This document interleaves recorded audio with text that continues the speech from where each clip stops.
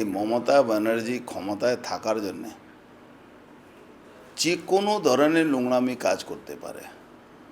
তিলোত্তমা মা প্রচারে বেরোবে, এই যেই তিলোত্তমার জন্যে সারা বাংলা ঝড় উঠেছিল, আন্দোলন উঠেছিল, সারা রাত দখল হয়েছিল, সারা বিশ্বে মেসেজ গেছিল, সারা বিশ্বেই আন্দোলন হয়েছিল। সেখানে নির্লজ্জ মুখ্যমন্ত্রী, ওর মা বিজেপি ক্যান্ডিডেট হয়েছে, তার জন্যে আজকে তার উপরে হামলা করাচ্ছে, জয় বাংলা স্লোগান করাচ্ছে, কালো পতাকা দেখানো হচ্ছে, ধাক্কা দেওয়া হচ্ছে, মেরে ফেলার চেষ্টা হচ্ছে। এটা এর থেকে বড় নির্লজ্জতা কিছু নয়।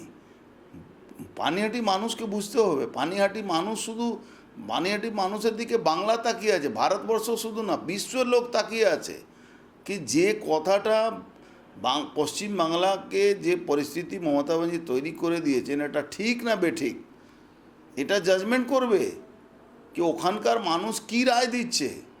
এই অত্যাচারী শাসককে, যে ডেড বডিকে জোর করে ওখানকার এমএলএ, ওখানকার চেয়ারম্যানকে দিয়ে পুড়িয়ে দেওয়া হলো, পুলিশ কমিশনার দায়িত্ব নিয়ে মমতা ব্যানার্জি রাত 2টো অবধি তার সঙ্গে কথা বলে তার বডি লোপাট করা হলো, তাকে সেকেন্ডবার পোস্টমর্টম না হয়ে তার চেষ্টা করা হলো।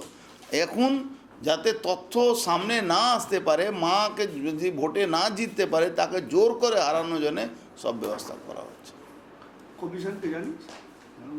দেখুন, কমিশনকে তো নিশ্চয়ই উনি জানাবেন, উনি না জানালে পার্টি নিশ্চয়ই জানাবে। আমিও জানাবার চেষ্টা করব ইলেকশন কমিশনকে। আমি এখন তথ্যগুলো জোগাড় করছি, তারপরে এটাকে কমিশনকে চিঠি করব।